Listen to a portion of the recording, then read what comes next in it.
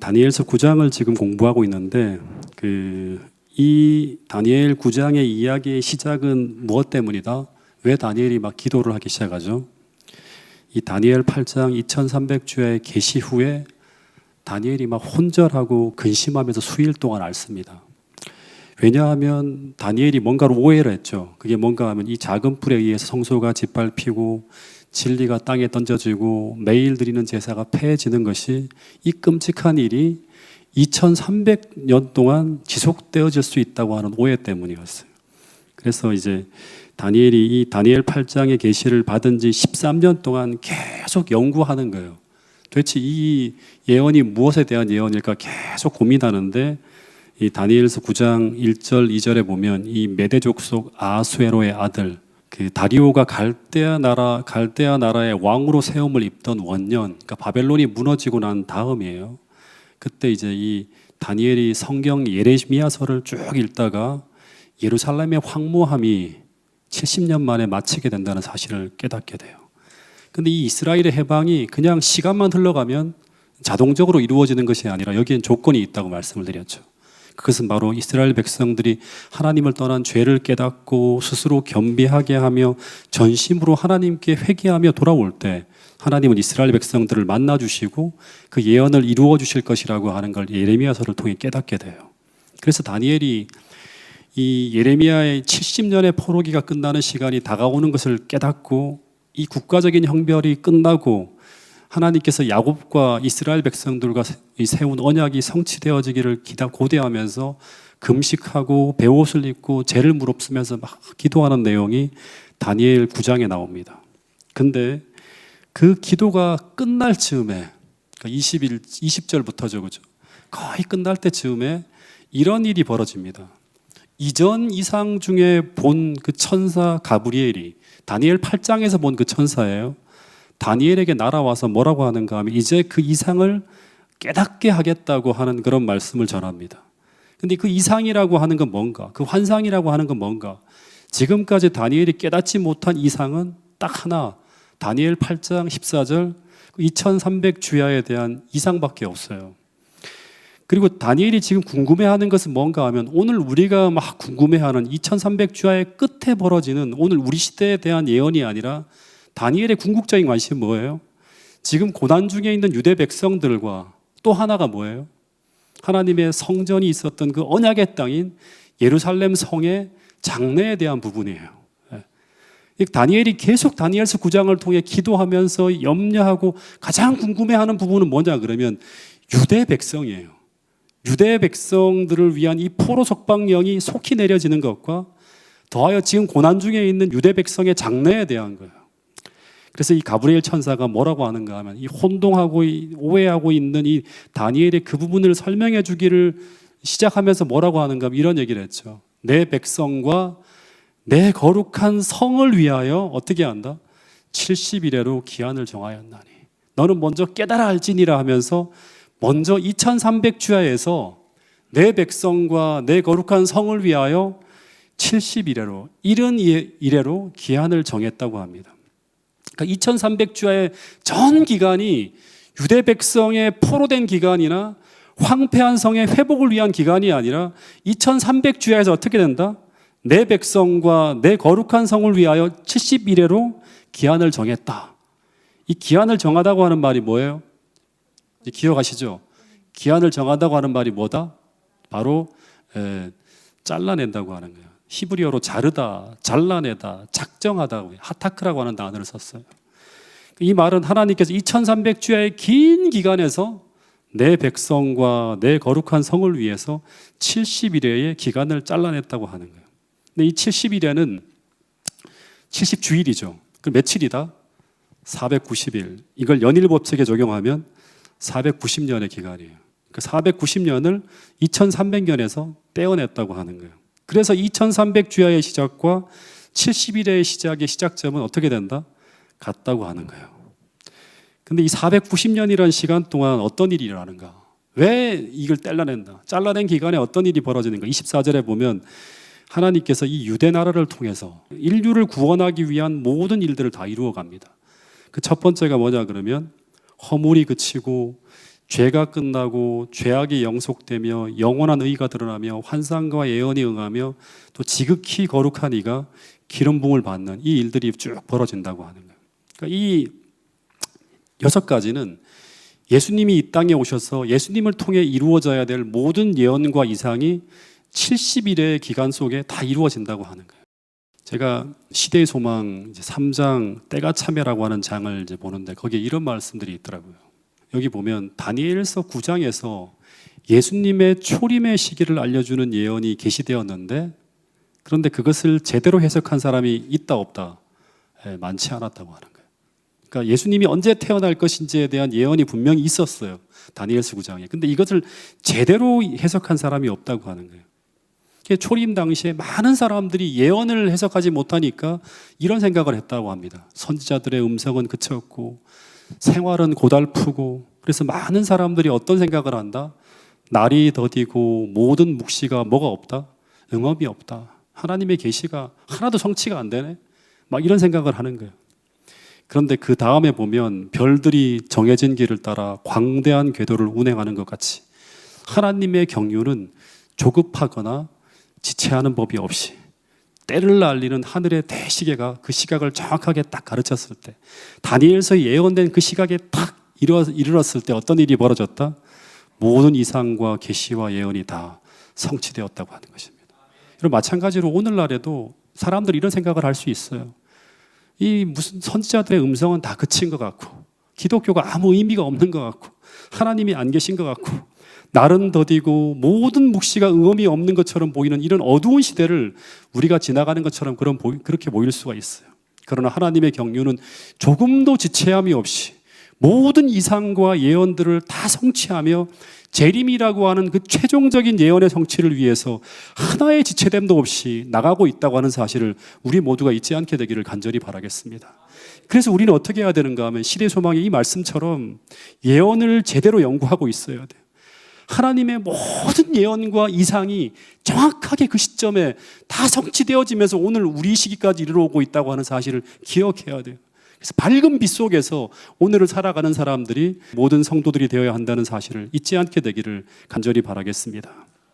그러면 이제 정말 중요한 것이 하나가 있는데 이 성경상 가장 긴 예언인 2300주의 예언이 그러면 언제부터 시작되어지는가? 이 예언적인 기간을 깨닫게 되면서 재림운동이 벌어지고 재림교회가 탄생하게 됩니다.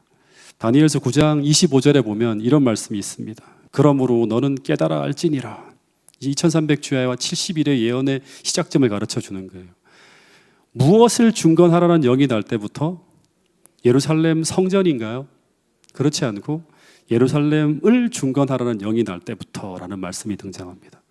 그러면 예루살렘을 중건하라는 중건령이 언제 내렸는가? 우리가 공부한 것처럼 에스라에 의하면 3번에 걸쳐서 예루살렘 회복에 관한 조서가 내려지는데 그 첫 번째는 고레스 원년, 두 번째는 다리오 1세 2년이에요. 세 번째 조서는 이 마지막 조서가 아닥사스다 7년인데 기원전 457년에 내려집니다.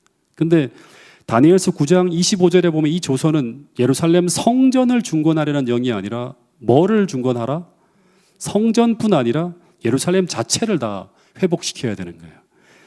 그래서 25절에 보면 이 예루살렘 중건령으로 예루살렘의 성과 광장과 거리가 이루어지면 성전만이 아니에요. 모든 성이 다 완전히 중건되어질 것을 쭉 설명하는 이야기가 25절에 보면 쭉 나옵니다. 성이 중건되어서 광장과 거리가 다 세워진다고 하는 거예요. 근데 고레스 조서 1차 예루살렘 중건령과 두 번째 다리우스 1세 때 내려진 2차 조서는 전부 다 성전 중건에 관한 조서예요. 2차 조서 때 어떻게 된다? 성전이 중건되어지는 걸로 끝이 납니다. 그런데 성전이 재건되어지고 난 후에 그 다음에 예루살렘 성을 재건하기 위해 세 번째 조서가 내려지는데 그게 바로 아닥사스다 7년, 기원전 457년에 내린 조서인데 이 조서에 의해서 예루살렘 성과 거리와 해자와 유대인들이 드디어 하나님 나라의 법, 하나님의 율법을 따라 그 땅을 다스릴 수 있는 자치권까지 부여되어지는 조서가 바로 이 세 번째 조서입니다. 그래서 기원전 457년은 2300주야의 시작과 70주일의 시작점이 되는 너무나 중요한 연도입니다.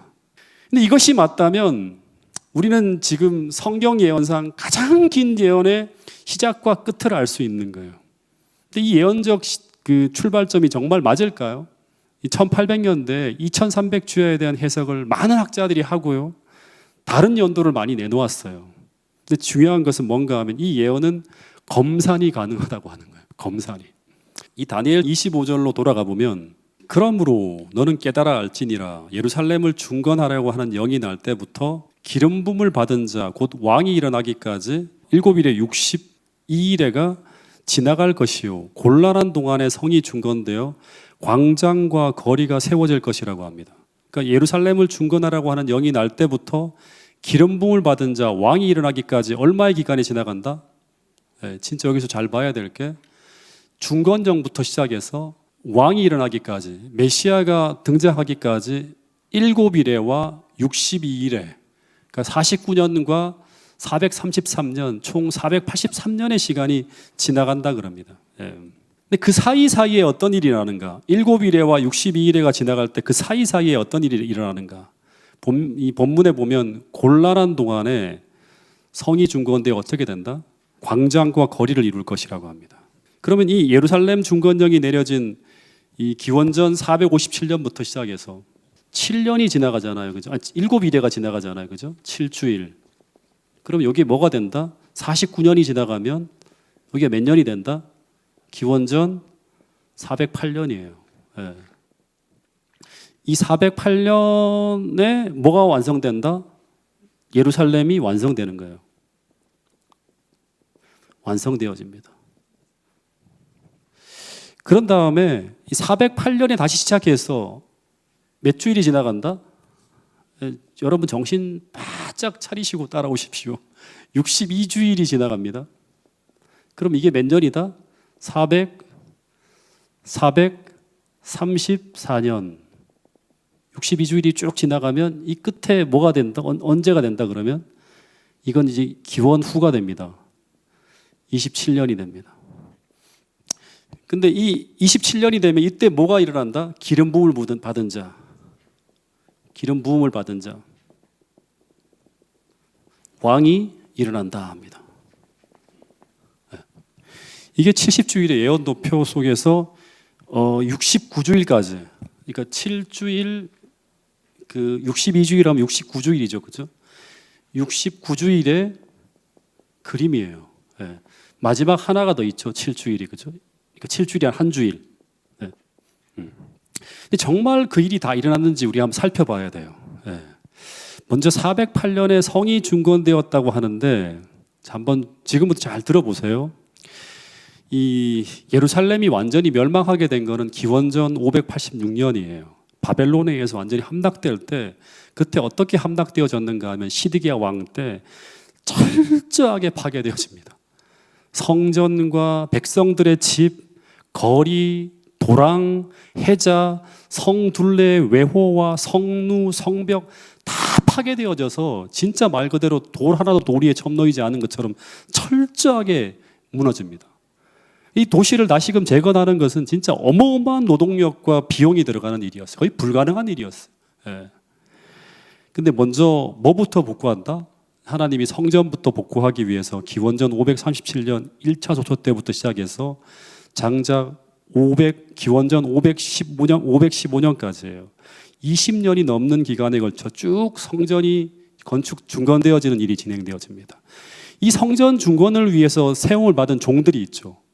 아카데미 시간에 다 공부했는데 너무 오래됐죠. 예, 이 성전 중건을 위해서 투입되어진 지도자들이 있죠. 선지자로는 학개와 스가랴. 예, 선지자로는 학개와 스가랴입니다. 성전 중건을 위해서 동시대에 투입되어진 그 선지자죠. 지도자로서는 총독이 수룹바벨, 제사장이 여호수아. 이 네 사람의 이름을 좀 기억하십시오.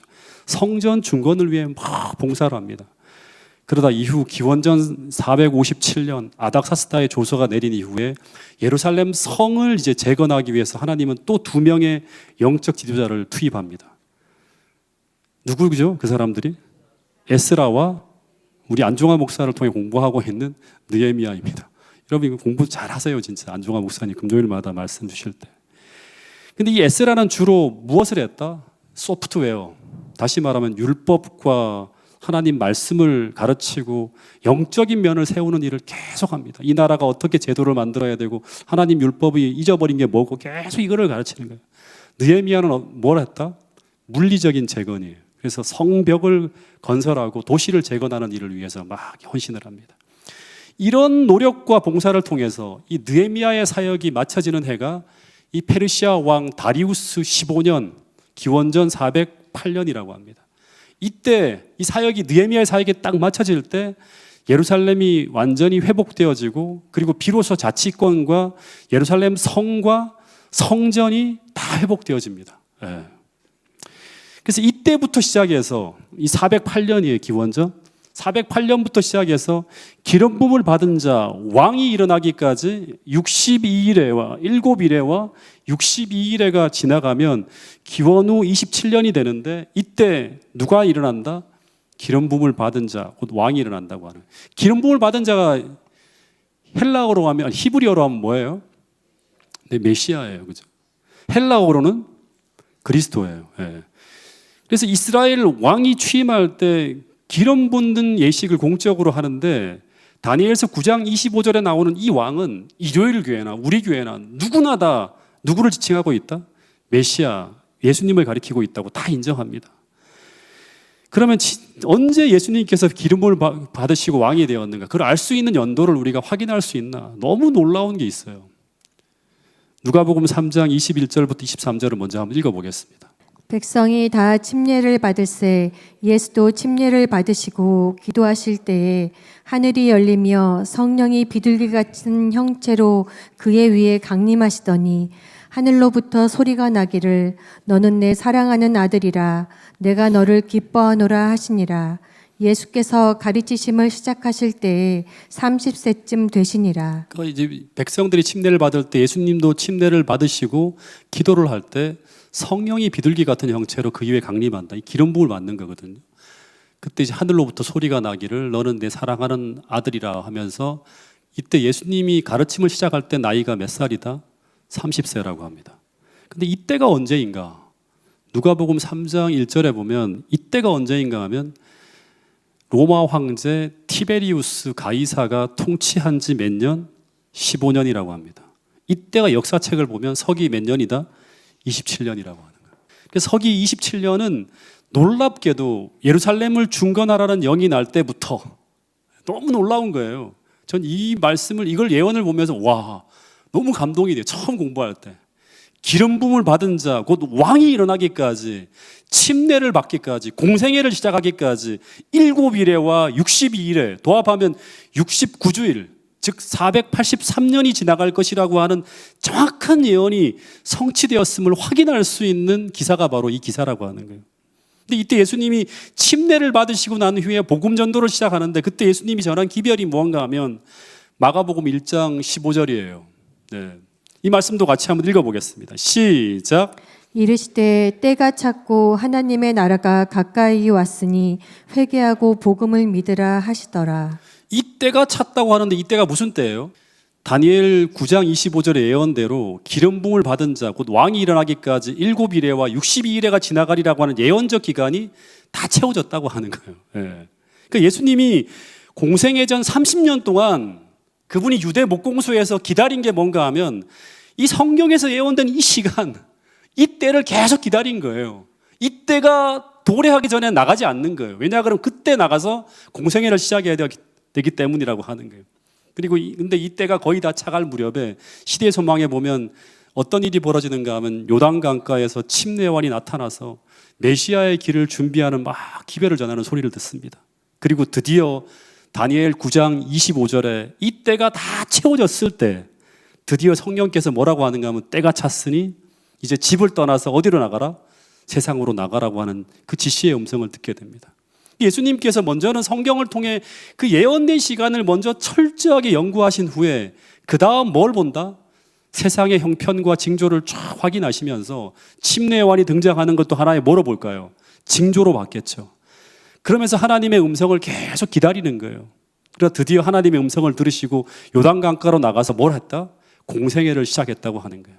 그러니까 우리가 알아야 될 것은 무엇인가 하면 예수님께서 무턱대고 주관적인 하나님의 음성만 들으시면서 움직이는 것이 아니라 먼저는 뭐 했다?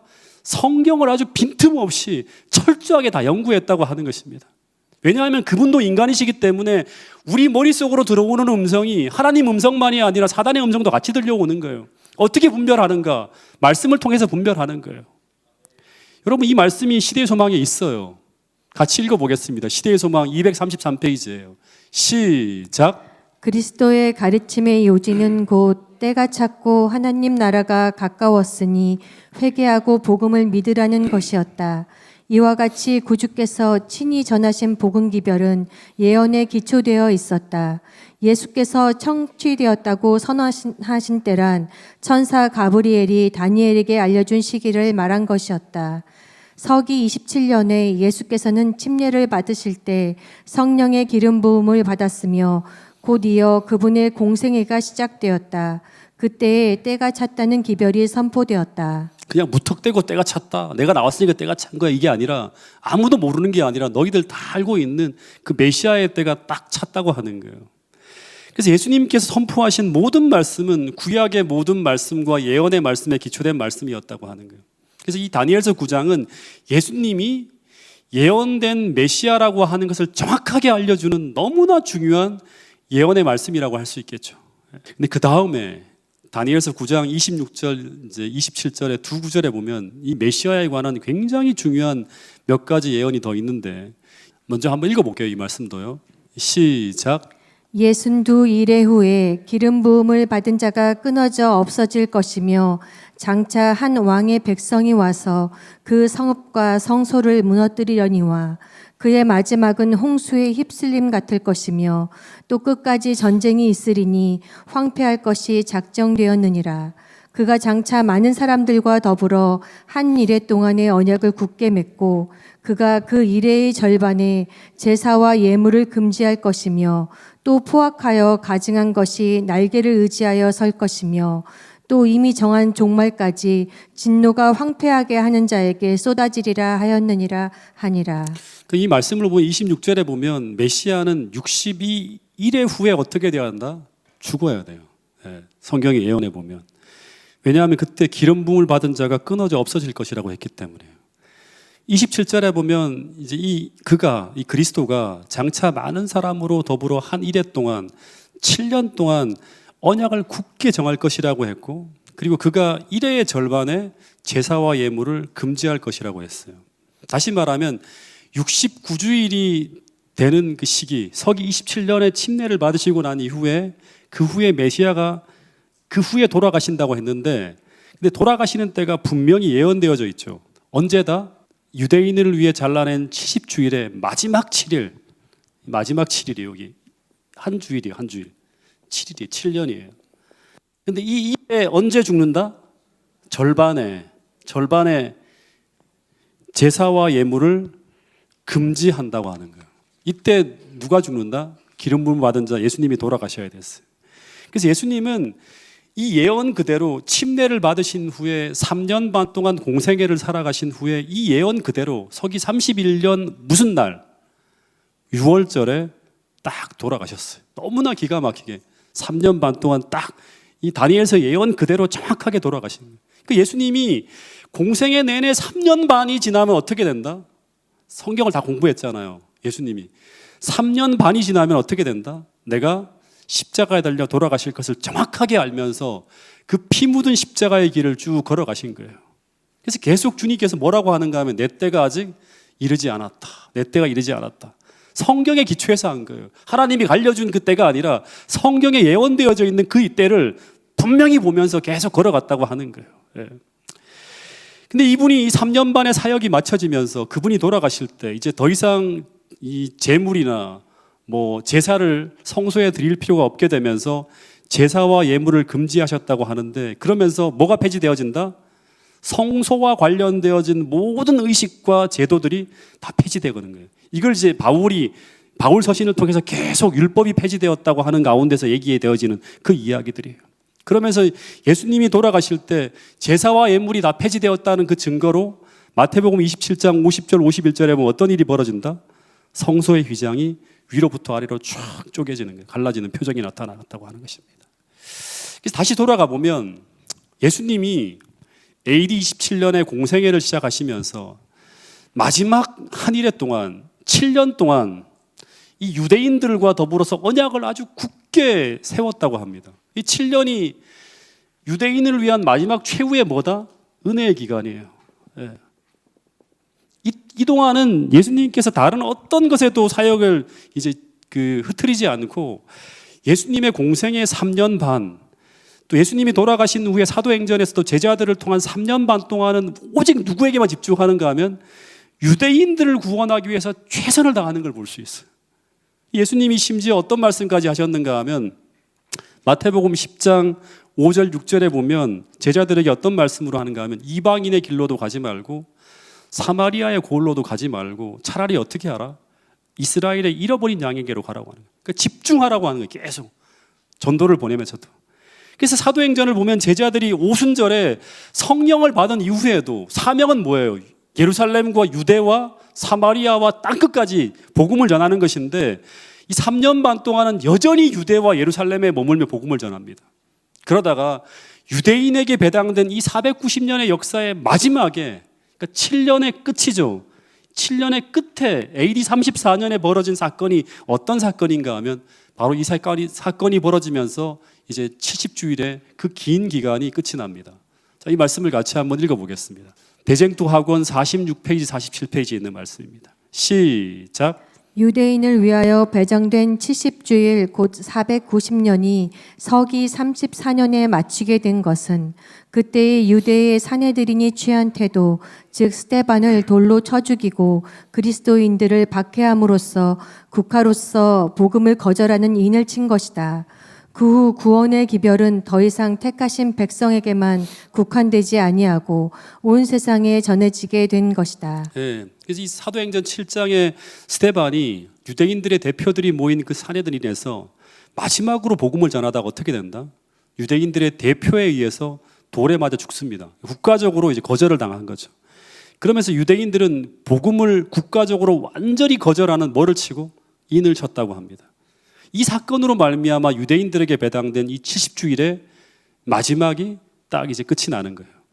그러고 난 다음에 이 구원의 기별이 이때부터 그 다음 한 장을 넘기면 사도행전 8장부터 더 이상 선택하신 유대 백성들에게만이 아니라 사마리아로 땅끝까지 복음이 쫙 전해지는 걸 볼 수 있습니다.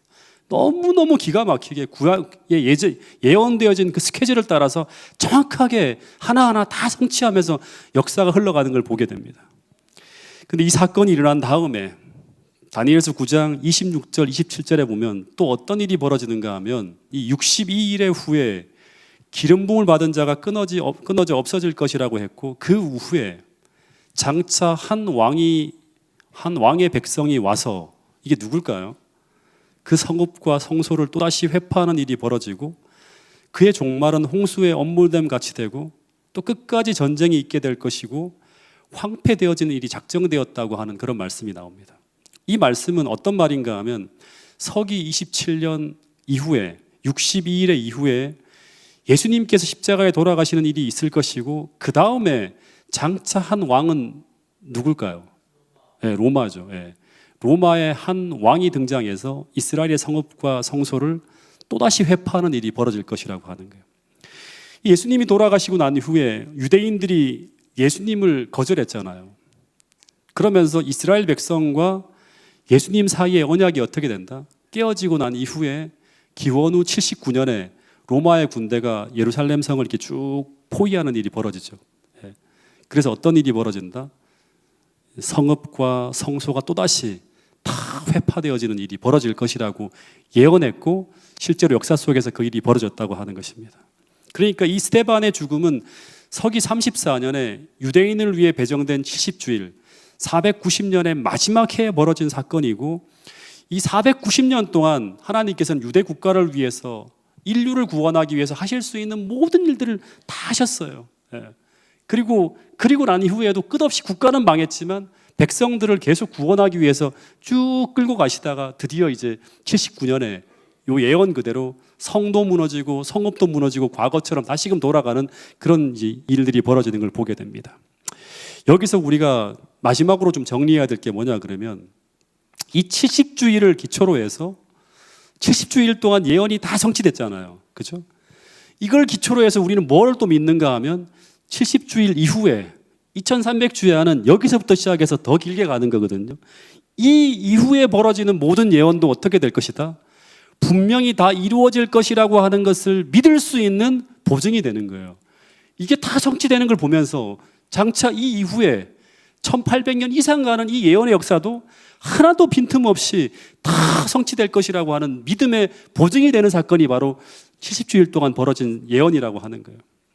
그래서 예언 도표를 잠깐 한번 그려보면 여기 보면 이제 우리가 BC 457년부터 시작해서 예루살렘 중건령이 바로 70주일과 2300주야의 시작점이라고 하는 걸 배웠어요. 그 다음 7일회와 62일회가 지나가면서 그때마다 성경에 예언된 대로 기원전 408년에 성읍이 완공되어지고 이 AD 27년에는 기름 부음을 받은 자 곧 예수님께서 침례를 받으시며 공생애를 시작하고 1회의 절반에 제사와 예물이 폐지되어지면서 예수님이 십자가에 달려 돌아가실 것이 정확하게 예언되어졌고 성취되어졌고 그 다음에 70일의 끝에 스데반이 돌에 맞아 죽으면서 순교함으로 말미암아 70주일에 그 모든 예언이 완벽하게 성취되어집니다. 그 이후에 1810년이라는 긴 시간이 쭉 흘러가면서 이방으로 계속 복음이 전해집니다. 그죠?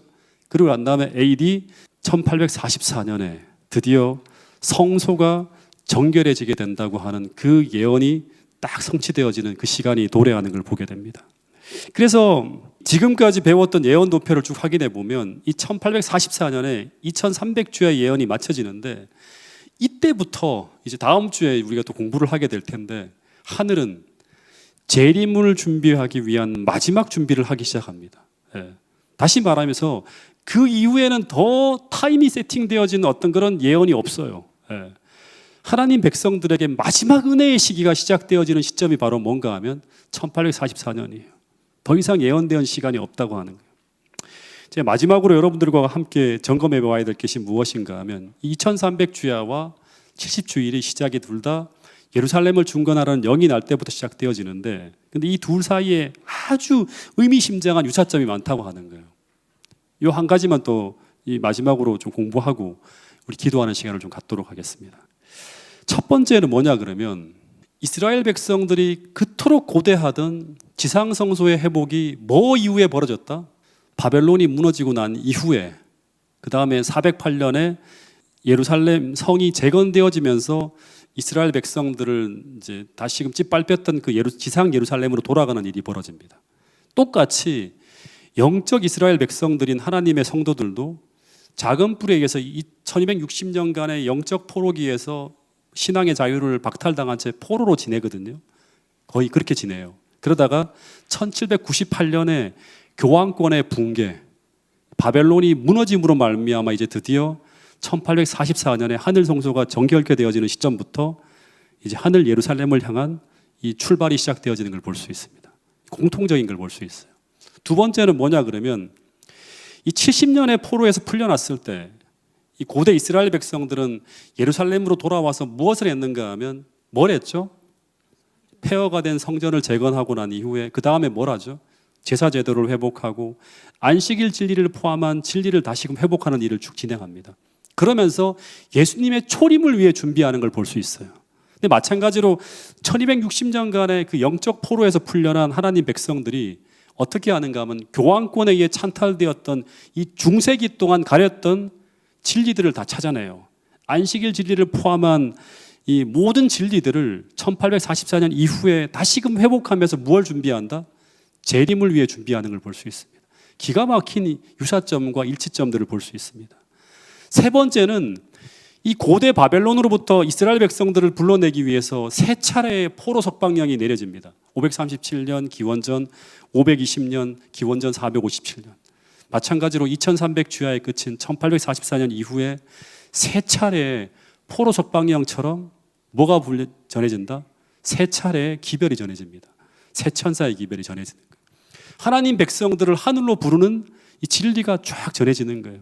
하늘로 돌아가라고, 하늘로 돌아갈 때가 되었다고, 바벨론에 머물지 말라고 하는 기별이 쭉 전해지는 거예요. 세 차례에 걸쳐서. 네 번째는 고대 이스라엘 백성들은 포로에서 석방시켜서 가나안으로 복귀시키고 성소를 회복하게 하기 위해서 어떻게 하는가 하면 하나님께서 예언의 은사를 말할 수 없이 풍성하게 부어줍니다. 스룹바벨, 학개, 스가랴, 에스라, 느헤미야, 수많은 선지자들이 느헤미야까지 투입되어집니다. 전부 다 뭐예요? 예언의 선물을 가지고 갑니다. 다시 말하면 선지자로서 막 그들에게 등장해서 막 도와주는 거예요. 마찬가지로 하나님께서 하늘 가나안으로 당신의 마지막 백성들을 인도하시고 하늘 성소의 진정한 회복을 위해서 무엇을 주신다? 아주 풍성한 예언의 선물을 부어주셔서 남은 교회를 인도하고 계신다고 하는 사실을 우리는 깨닫게 됩니다. 이게 바로 계시록 12장 17절, 계시록 19장 10절에 나오는 예수의 증거와 대언 내용입니다. 마지막 여섯 번째, 이 바벨론의 포로로 끌려간 이스라엘 백성들이 굉장히 많았죠. 근데 오직 남은 무리만이 하나님의 뜻에 따라 순종해서 세 차례의 이 포로 석방령에 응해서 가나안으로 돌아와서 성전 중건에 참여하면서 예수님의 재림을 준비하는 걸 볼 수 있습니다. 마찬가지로 마지막 남은 무리도 마찬가지죠. 교황권이 무너진 이후에 1798년 이후에 수많은 하나님 백성들이 있었지만 그 중에서 1844년 재림운동에 참여하면서 같이 함께 활동했던 사람들이 있지만 그 중에서 하나님의 계명을 지키면서 예수의 증거를 가진 자들, 그들은 많았다 적었다 소수였다고 하는 거예요. 하나님은 그 남은 무리를 통해서 마지막 남은 교회를 세우면서 예수님의 재림을 준비하신다고 하는 것입니다. 오늘 말씀을 줄이도록 하겠습니다.